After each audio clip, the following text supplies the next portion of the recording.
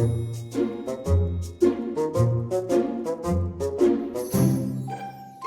back. We're back. We're Welcome back. Welcome back to Sleep Detectives, everyone. This is our second episode each week where we get so wonderfully inundated these days with your baby sleep questions. And we always put a question box up on our social medias, which we appreciate does not give you enough room to tell us your whole life story, which we love and need, and we often use our imaginations in between. But this week I even got someone use the contact form on my website to say, hi girls, I need to brain dump here.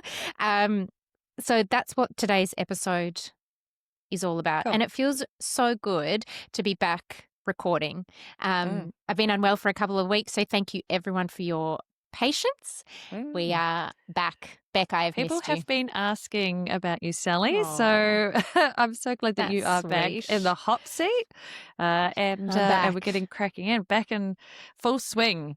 Absolutely. Sleep. I did have a lovely follower and listener in Canada message to say that she had done a 5-hour drive and listened to us nonstop the whole way. No way. And I was like, I'm so sorry you had to listen to our Australian accents for so long. I mean, no one's forcing you. And she said that she started saying the word cot instead of crib more because of how much she listened. So A+ listen. That is the new benchmark. If you start using our vernacular, we know you're a true fan. Well, I definitely feel like in my consultations, I'm getting a lot more clients who are, spruiking our terminology all the time. And I love that. Yeah, it feels like it's the we're anchored starting feeds. to make a difference. Anchored feeds. That one in particular, holding steady. Yep. I'm holding steady. It's phenomenal. It's like this little sleep and then delay. That's also coming up. Yeah. So that's delay. We sound like a barrel of laughs, don't we? Anchor, delay, hold steady. We must have a whip somewhere. That's it. Our husbands must know how to toe the line, don't they? Under the thumbs from the day you're born. All right. I'm just getting them. Yep. Yes. And if you don't hear your question today, we are recording multiple times. So hold steady. Please wait. Steady. Yeah. All right. Let me get them up. We should have probably done this before we hit record, but listeners, no, we don't. We're not that I have advanced. One ready to go. Okay, you go. Okay, cool. This is a goodie. Is it too late to sleep train a 3-year-old? Still needs us to sit next to him to fall asleep, and he wakes at night. No, not too late to make change at all. I think this is a good opportunity to really sort of define also sleep training, because I think the word, you could easily think, oh, well, you can't, they're not necessarily in a cot, you can't do controlled crying, and that is just sometimes all we think about when we think of the word sleep training. But really, for us, it's teaching and supporting more independent sleep and moving away from the sleep crutches and sleep associations like mum and dad need to sit with me the whole time. So absolutely. The thing for me is I would want to know, have we still got a nap in the mix? And if so, could we drop it? Because then sleep pressure is your new best friend at bedtime and everything will be so much easier. Yeah. And you just have to have really realistic expectations. There is a big difference between making change at 3 versus making change at 5 months. Exactly. When they're on their back in a cot. Yeah. And not talking back. No, not talking back, not saying I need 5 wees before bed, and it's different, but it's absolutely possible. You really have to. Yeah, I agree. It's definitely doable, and I may have talked about this previously, but I definitely had to do some sleep work with my eldest, who he had casts when he was 3, so he had to have 2 full leg casts on both. Oh my goodness! Like on both legs. I don't think you have spoken. I didn't know that. He had positional talipes, so his feet were banana shaped, so he had to have Ah. correction Mm. casts put on. And he was a brilliant sleeper until these casts went on, and then he needed a little bit more help. Once the casts came off, he was still expecting the little head tickles to get Mm. off to sleep. Mm. So we had to start moving away from all the assistance to minimal assistance and so forth.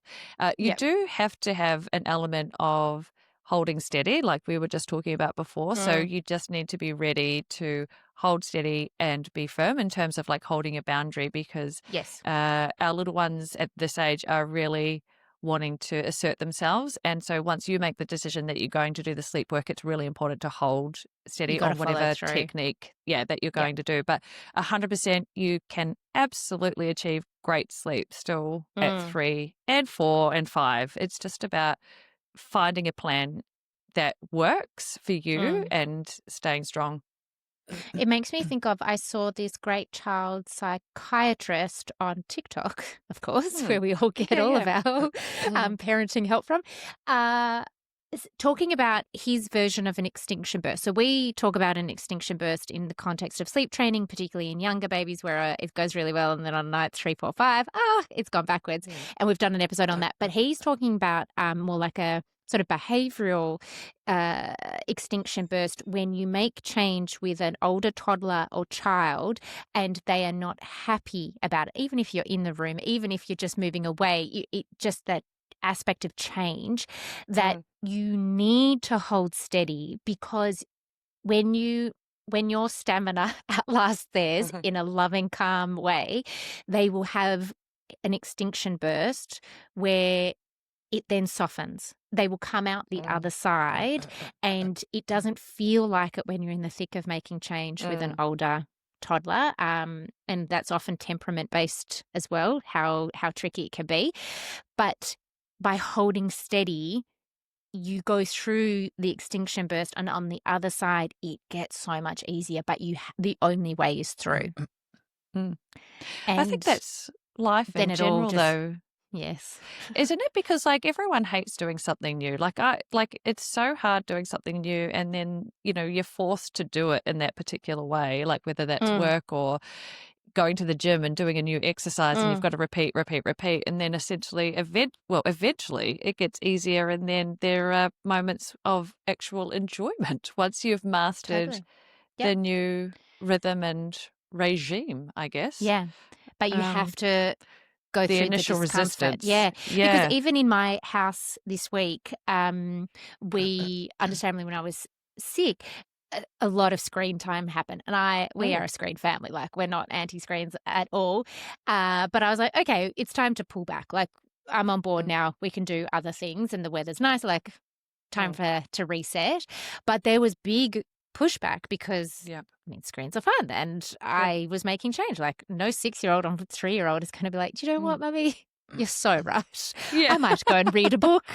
Um, uh, but over time, and I just held the boundary, but I had all that doubt of like, oh, but they're really tired. It's been a long day, and blah, blah, Yep. blah. And I was like, no, this is so so reasonable. And I just put up with all the Hoo-ha. the hoo ha, and there was Yeah. hoo ha. And I said to Kate this morning, I was like, oh, they haven't asked as much, but they're drawings this morning. I was like, oh, it was worth it. We went through the Yeah. extinction burst. So yes, all of that applies for making change at bedtime. And there is the Sally and Bec classic, Really short overdid it. story long. 12 minutes later. Yeah, that 3-year-old's asleep. Shall we rehash it Mother's again even- and say it in a totally different way? No, but you know what? On next week's episode, someone will ask, and we were like, "Do you know what? Let's talk about this again and again and again." Okay, I've got lots. Okay. 10-month has started sitting, standing in his cot and resisting the second nap. What do I do? It's a fun new skill. Whenever there's nap 2 issues, I always want to do a quick schedule check that is nap 1 potentially too long and therefore impacting nap 2. then there's not quite enough sleep pressure in the tank, and it's, I've got energy to burn. You know, that new fun Mm. skill of sitting and standing in my cot? I'm going to do it now, and I'm going to be really loud about it. And then what happens is parents understandably panic of like, no, Mhm. no, no, no, no, no, no. We need this nap to happen. Otherwise, the rest of the day is a total disaster. Mhm. How do I salvage this? And then sometimes new things come into the mix, like, I'll just rock you. Mm. We'll just do it in the car, and then we gotta undo it. So making sure that the first nap of the day isn't too long if that could be a culprit as well as the new skill. So it could be then, instead of, maybe at 9 months you were doing the 9:30 to 11 first nap, maybe we need to trim that back to preserve the second long nap, which means you go into the night well rested. But also, this skill set is something that just can cause a wobble for the best of sleepers Mm. with the best of Yeah. schedules. It's fun. Mm. It's novel. It's new. um, and it's independence. I get to do this. You Yeah. want me to lie down flat? I don't have to. I mean, talk about the Yeah. little toddlers already. Yeah. So lots of practice during the day when you find them couch surfing and, going along the coffee table. What you want them to know to do is to bend their knees to get down, Mhm. because that is often the literal stumbling block Yeah. of, I'm up and I And don't my quite know knees what are to do. locked. And then, yeah, and I'm in a sleeping bag, Yeah. and then you think, oh, they don't know how to get down. And so you Yeah, you enter start the room, and helping. it's like, oh, this is actually fun. Now when I stand, mum Mm. comes in. Mm. And as we've talked about before, it becomes a two-player game. So lots of practice during the day, lots of getting them accustomed to wobble, wobble, wobble down. And they figure out that sort of cause and effect of, I got to bend my knees to get down. Once you know that they can do that, I don't lie babies back down in the cot, because No. then it's just the jack in the box, up and down and up and down. If they are still a little bit stuck and haven't quite mastered that skill, what I usually tell families is that instead of going in and, if you're watching on YouTube, you can watch my demonstration, picking up and laying flat, like you would a tiny baby when you first put them in, you actually let their little cute little fingies unfurl them from the cot side and guide, wobble, wobble, wobble, wobble down, so that Mm. they get used to that feeling. You practice it. You haven't reinforced or created something fun and new.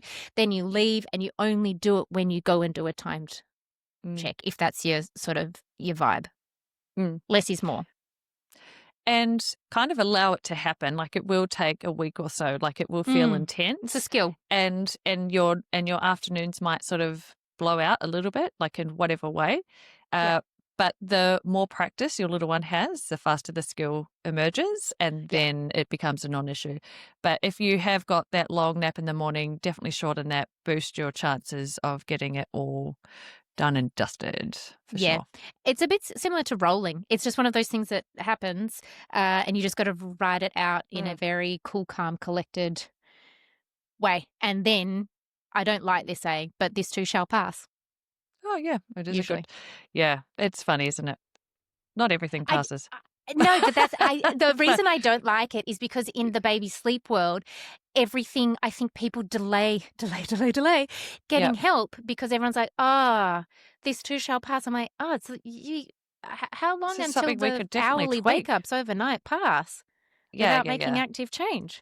Yeah, So this is true. that's the only reason. I believe in the sentiment of it in the right context, Mm, but that's my this is beef right. with that saying.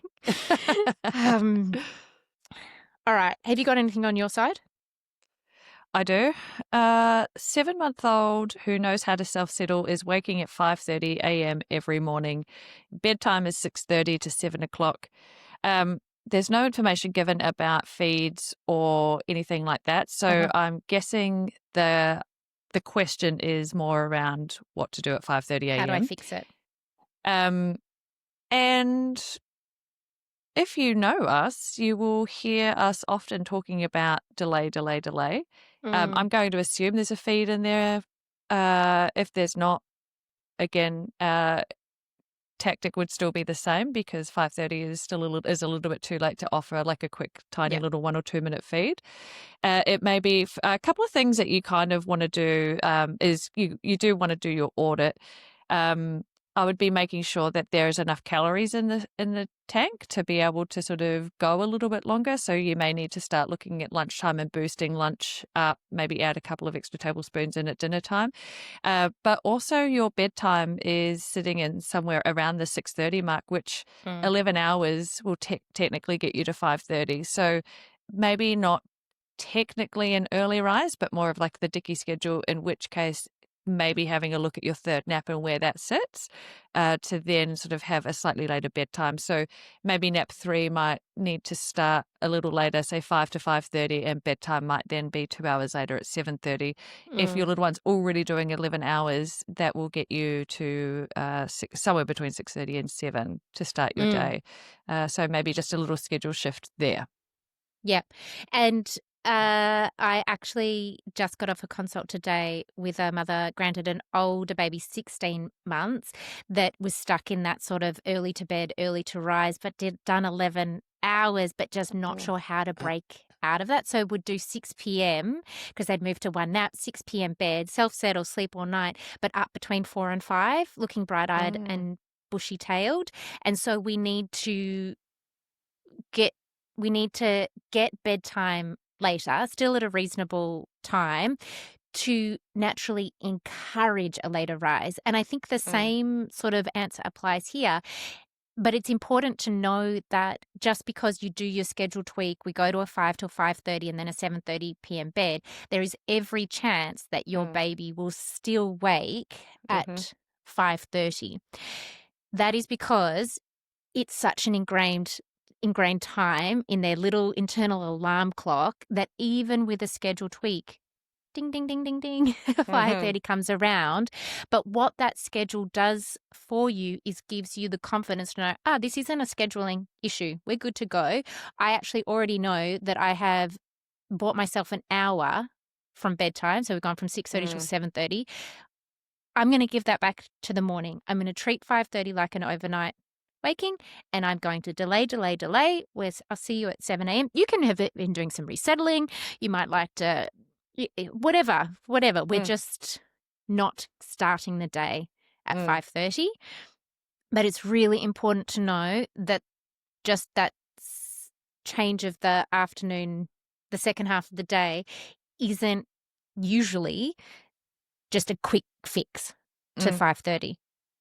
Yeah, you have to put There's usually some some work work. in. Yeah. Mm. Which is the Uh, sleep training element. Like, I think yeah. there are often times when families are hesitant to do early rise. It feels like it's not sleep training, like that it's a Mm, separate, a completely different thing to sleep training, but it is all sleep training. yes. Yep. You're treating the 5:30 a.m. wake as though you were treating a 1:30 a.m. wake. Like, it is still sleep Yep. work. It feels harder because there's a chance that you may not get your little one back off to sleep, in which case, there are tears to start the day, which always Mm. feels a little bit like, oh, but Yeah. It's not a nice time of the morning for anyone. the key is that you keep bearing in mind that it's hard in this moment, and Mm. it's going to get easier, and eventually there's not going to be a need to sleep train because your little one is going to start waking later, because of all the hard work that you're putting in. So Mm. you've just got to keep that in mind, and remember that with sleep work, it is about consistency and persistence, Yeah. and you'll get there in the end. Yeah.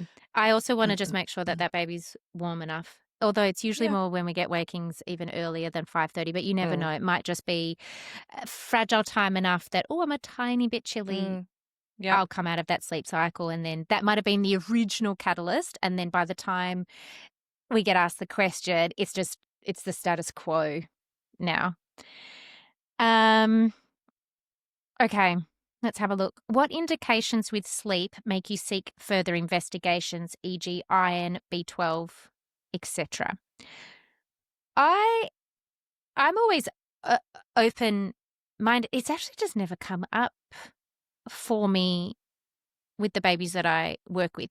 Usually, if there have been further investigations, mum's usually already done it. And I'll definitely say if a parent is sitting on the fence or there's been allergies or, there's usually something that has made a parent want to go down that path maybe before we've even got to the sleep work. And it would technically sit sort of outside of my scope. Like I'd never say, oh, well, then they must be anemic. But parents have usually already ruled things out. But it's never come up. And maybe that sounds boastful, but I've been able to fix the sleep problem without that Mm. needing to come up. But I also work mostly with babies, more so than toddlers. Mm. I think the work that we do and the way that we work holistically means that we're addressing potential underlying causes like iron and so forth when we're Mm, creating our plans yeah, because of the way because we that talk about diet and nutrition. yeah, and we do, we are, it is, well, for me, I know it is for you, but for me, Mm, when I'm working on families and we are in close quarters, I speak to my families each day, um, that we do often talk about what's being offered for lunch and what's being offered yeah. for dinner and so forth. And we do talk about protein and so forth. And it is a big consideration in terms of, you know, upping calories and covering all bases. Mm, So iron is definitely something that we work in from, say, 6 months onwards. Toddlers are naturally a lot more picky when it comes to mm, eating. They've got mm. not a, they just want to graze most of the day. Yeah, So it it's their can job to be sometimes picky, isn't become, it?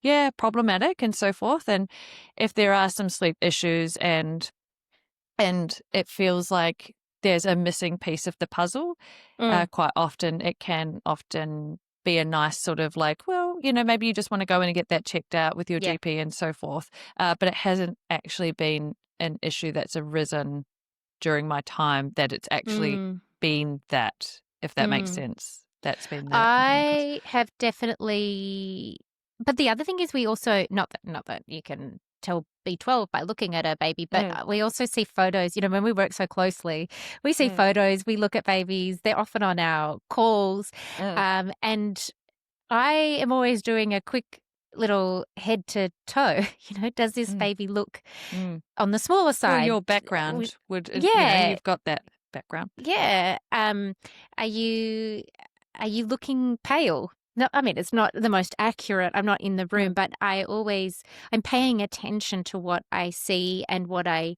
hear. Have we got good wet nap? Like all of these things. mm, But I'm also the first to say, look, I definitely go and speak to your GP or your pediatrician or maternal child health nurse. I've definitely said I think it's worth going to get ears checked. oh, yeah, I've definitely, that's definitely common. done that. But what I usually find is that parents usually have a great sixth sense, and I will always, intuition Mm, is really important. I never want to squash that. But what can be so good is you get results back, and if it's not that, fantastic, mm. you move forward. But it hasn't come. Yeah, It sounds like we're similar. It hasn't come up. I've never said, "Oh, I think you should go and get iron." Yeah, things have resolved, as in sleep We has also, improved. yeah, and our intake forms are heavily geared to detect red flags as well. So Mm, we get a lot of information in from our clients, like mm, background information of baby's birth weight, what they weigh now, and all different types of things to sort of like marry up with, how much they're eating and feeding and all the things. And so quite often things will crop up, and more commonly where we'll have oral restrictions that come up. Like yes, that will be our big sort yes. of, a lot of that is often picked up during our consultations. So we are Heart-shaped aware tongues. of all I've these had things. Mm. photos sent, and I'm like, oh, your Mm. baby's got a heart-shaped tongue. That's going to Yeah. factor into this. Yeah. Um, yeah, there's lots of things, but also I have no shame at all in saying we can make this plan. You can get started on the schedule until that reflux is resolved, or your Mm. baby, until we have figured out why your baby is not gaining Mm. appropriately.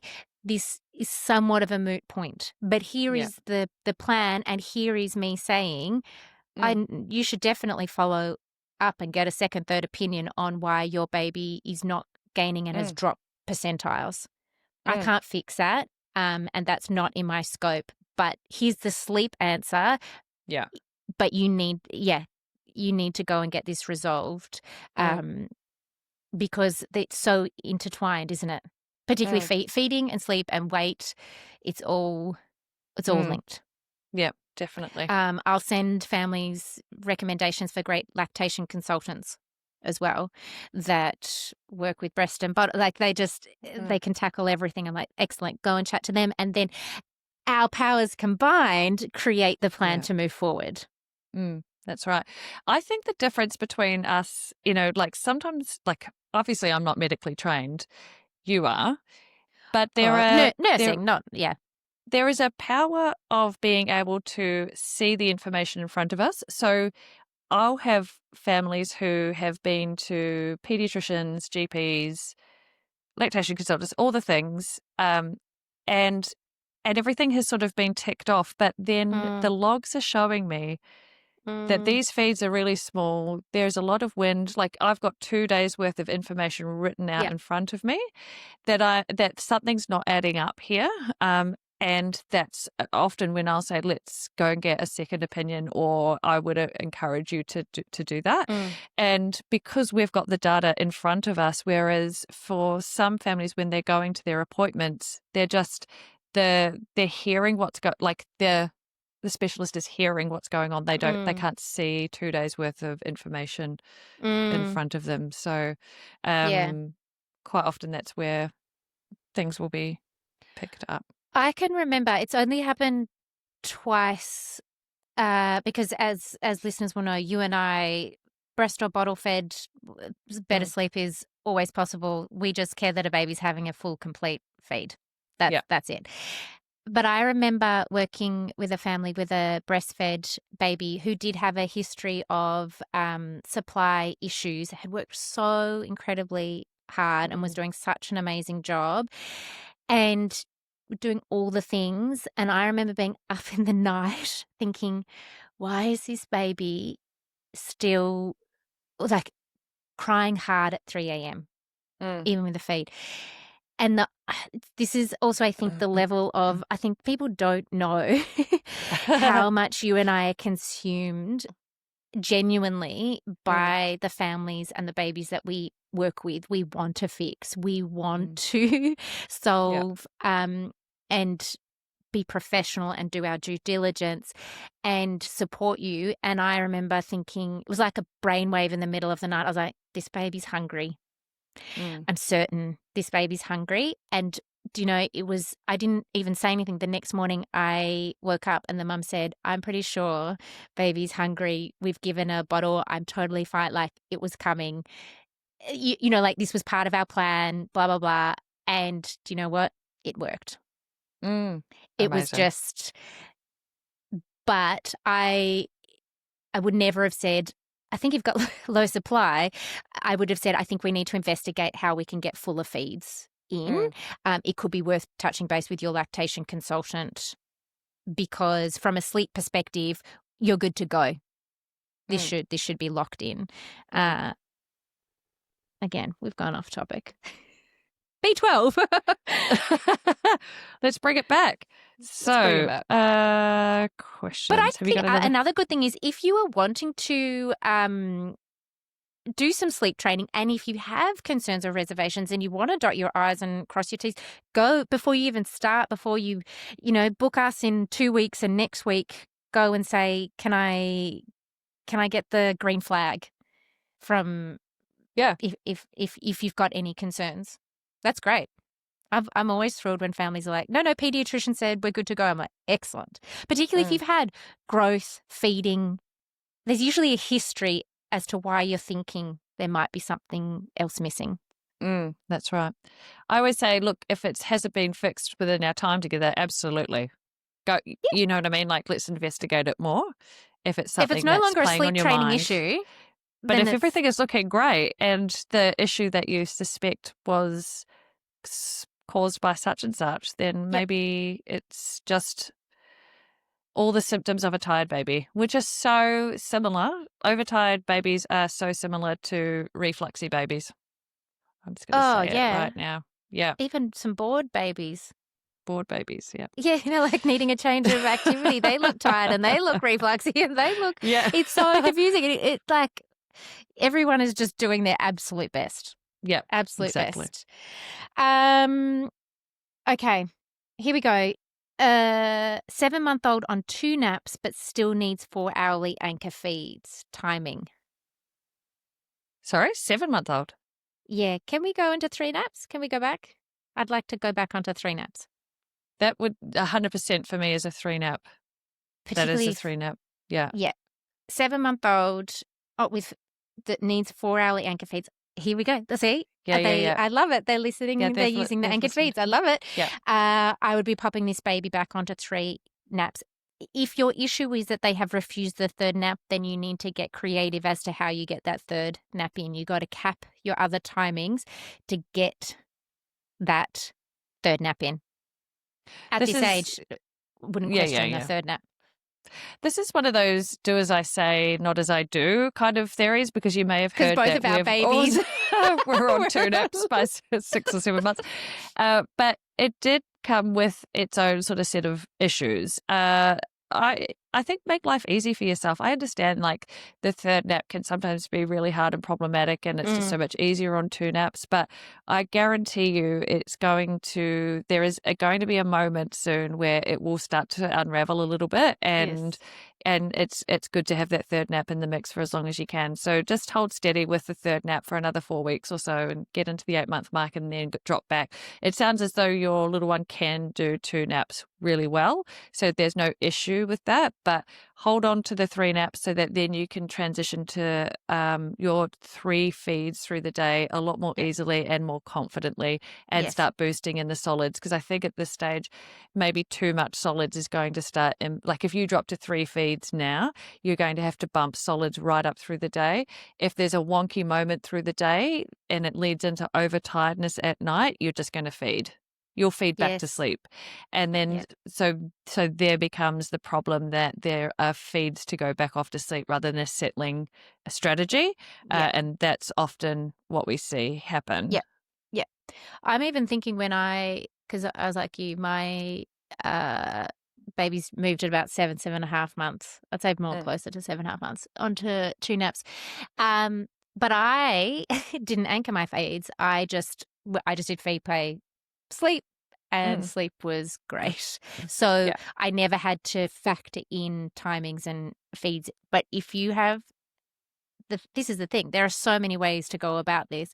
But if you have specific needs, such as this baby needs these feeds and they are at this age, then this is, a no-brainer. We go back to 3 naps.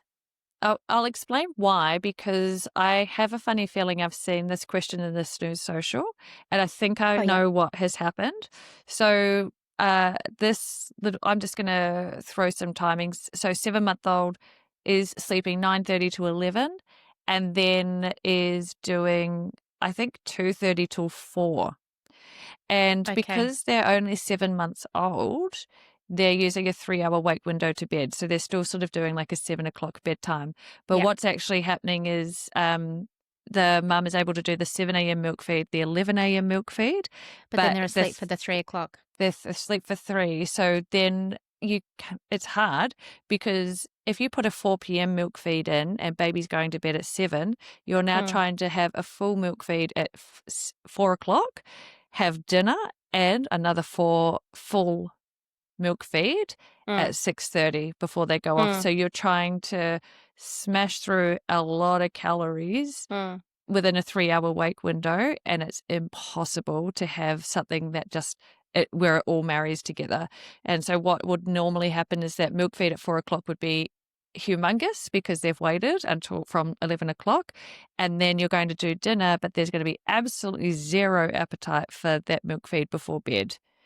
And so then you're going to have to try and put those calories in overnight somewhere. So that's why this particular scenario just it can work for some people, obviously. Like people all over the world do things completely differently. If it Yeah, works, it yeah. works. If it doesn't, that's the reason why. Yeah. Yeah, exactly. Um, okay, here we go. Beth has said, "Thank you for doing what you do." That's very lovely. Thank you, Beth. What would be your recommended wake windows for 20 months? Oh, I'm So trying to do the quick one nap. Yeah. calculation of 20 months. We do a Hmm. 6 till 7 a.m. up, as in Yep. like awake, up somewhere between 6:45, 7 a.m. And then a 12:30 till 3. That's your favorite, Beck. Oh, it's my fave. Yep. And then a 4-hour wake window until bed. Yep. Oh, how is that so off the cuff? Wow, you are amazing. You can Thank you. you Hold are for officially applause. prescribing timings now. You've graduated. Like Yep. We love a 4-hour wake window to bed. Yeah, often families are just a little bit perplexed of like why you would do 4 hours when the Mm. wake window to the first nap is so much longer. But neurologically, our little ones are tapping out. They are really sort of getting to struggle street at this time of the night. You want to get them in well rested rather than getting to the silly zone, overtired. Mm, mm. And then you know what happens when little ones become overtired and silly? Everyone gets frustrated. And then all of a Yeah. sudden it's a little bit more of a negative kind of bedtime, and you're just dying for bedtime to happen. The Go sweet in with a relief of bedtime. well-rested, yeah, Mm. go in well-rested and let them take their time. Like we've said in many other episodes, they don't have to conk out the moment their head No. hits the pillow. If they're in bed and they are well-rested, they can take however long they need to go off to sleep. Yep. That might be 20 minutes, it might be 30 minutes, but give them the chance to settle themselves down and do their thing. Don't try and speed the process up by making a much longer wake window where it's not necessary. Yeah, and I think there is a big difference. I talk about this with families all the time. I always want to make sure, because I understand a lot of families' logic is that when they're trying to make bedtime a smoother Mm, process, they work purely on sleep pressure. If I keep this baby awake longer, then I and they genuinely are then having an easier time. But there is a big difference between a baby being well rested and putting the truly self-settling and putting themselves to sleep and rolling over and finding that comfy spot versus a baby that is just so tired that the moment their head hits the pillow, yeah. they're conked out. And I always want, because we work so heavily on self-settling, that's a big part Mm, of what we do, is I want to make sure that a baby is truly self-settling, because then I want to know, mm, do they have that skill? How can we support them? Is this mm. technique right? And so Yep. what I'll often have with families is that we'll pull back on this really long wake window that they have inevitably ended up with. And they say, "Oh my goodness, but they haven't got it's taken so much longer." I'm like, "No, no, but now they're actually Yeah. self-settling. Yeah. I would rather that. I will prep you that Yeah. this might happen. Your baby is going to bed way better rested than they have previously. I want you to be prepared. This will Mm. take longer. You might even have tears when before it's just out cold. Yeah. But I want to know that this baby is falling asleep. It's self-settling." There's a technique called bedtime fading, which is really if I was going to do it, I don't often work with children that are, say, like over the age of 3, but Mm, bedtime fading is a pretty good technique for children of that age, mainly because um, you're setting them up for positive reinforcement. So mm, in those moments, and I know that this is a much younger toddler, but say, mm. for example, you had a 4-year-old and they needed you to fall asleep and they're fart-assing around and so forth. It's taking a really long time, like it's 7 o'clock to go down. In some instances, you would make bedtime, say 8 o'clock, 8:15, 8:30. It would be quite late. But what you're doing is creating a moment for them to be able to fall asleep a little bit more easily with you doing something different. Usually, when you're camping out, you're sort of doing like a gradual removal process. Yep. They're ready to conk out. And so, in that moment, it's positive. And so, you can then, the following morning, great job, Johnny. You did such a good job, rather than like, spending an hour and a half. Come on, sit down, lay all the things. And then gradually bring bedtime earlier again so they are more well rested and you start sort of gradually exiting the room. But bedtime fading is not something that we would typically use with our young babies and toddlers because we definitely want that well rested mark so that they are going in 100% awake and without the cortisol to impact their ability to learn how to use the skill and strengthen it. Yeah, I don't do drowsy but awake. I don't do drowsy but awake. I do, if we can aim for calm but awake, great. That's what I would go for. So we can't make a baby be calm. They might, some babies are a bit escalated just with the bed. Are we right? Please are you good? Be calm. Ready? But no, we don't want drowsy but awake. Sometimes when things are, when maybe on night 1 or night 2, baby's still very, very tired and we haven't quite got it's still just a bit messy. It ends up being that, but it's not part of, I do not strive for drowsy but awake. I want awake. Awake. Yeah. Blasting awake. Wide awake. Wide awake. Yeah. Okay. When Shall to we drop to... Oh, no, sorry. You go. No, you go. When to drop to one nap usually? Oh, when to drop to one nap? Well, I think we've got a podcast episode. 15 to 18 months, I would say. You often do it more towards 14. I will do it begrudgingly at 14 for an amazing sleeper that I have exhausted literally all other options and then probably rung you and said, Bec, have I missed anything? Because I don't want to do it I don't want to do it too early. Yeah, we want to hold on for as long as we can. Like that's the ultimate goal is if it's not broken, don't fix it. We really are waiting for the signs. So if they're happily taking a 15-minute nap and they're 16 months old at, and they're still, and they're taking a beautiful second nap, we're holding on to it. Like there's no reason to move. But the moment they start showing signs that they're not ready to fall asleep, around that 10:30 mark, then that's a clear cue for us.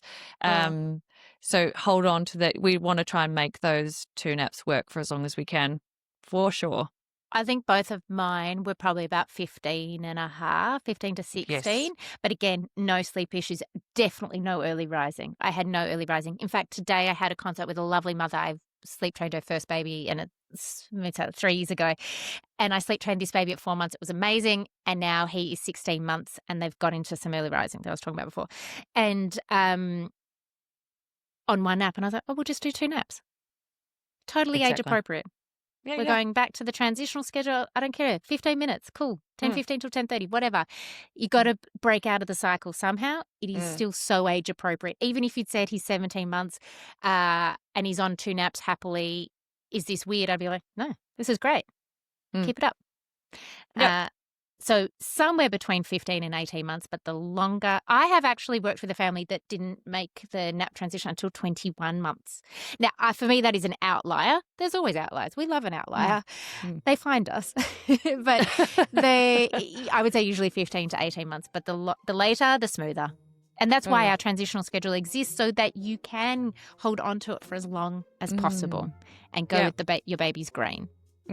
That's right. Gear up for a 1 nap schedule. Yeah. You had a suggestion before. What were you going to say? Actually, Sally, my suggestion was to hold on to some of these questions and then... I just thought we've been going for 43 minutes. Okay. I know, but I've been off for a week, so I've got... Yeah, we're ready to chat. We're ready... Let's do it, because there's actually a few of those weren't even the long-winded ones. No, yeah, I've still got a few as well, and I know we've got listeners that are just begging us for the answers. So, well, you know what? We've been recording for almost 44 minutes by this stage. Perfect nap trapped length. Yeah. If you've been under a baby, happy 1 sleep cycle. That's right. Now you shall get up and then open the curtains and enjoy your afternoon. Yeah. All right. Well, thanks for wrapping me up. You were the equivalent of the Oscars music, being like, Sally, get off the stage. I just need one of those little canes to hook your neck. And Okay. All right. We're out. We're out of We will here. see you on the next episode. That was fun. It's so good to be back. Yay. So Happy good. snoozing, everyone. Catch you later. Bye.